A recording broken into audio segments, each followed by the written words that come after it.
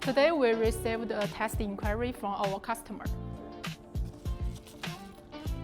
The customer request we verify the feasibility of the copper laser welding by welding end caps at both sides of the cylinder and inspecting the welding seam.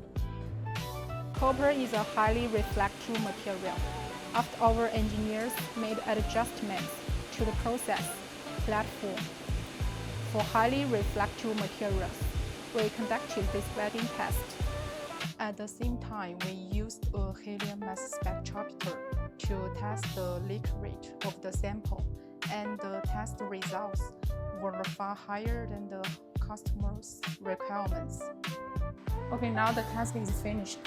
We checked the welding seam under the microscope, and you can see that the welding seam is flat, smooth, without any cracks and pores and so on.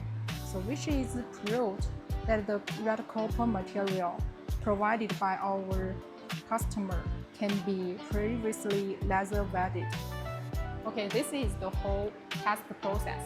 If you guys are interested in this video, or if you have the same problem or the project about the welding issue, please kindly click the like button or leave your comment below. Thank you. See you next time.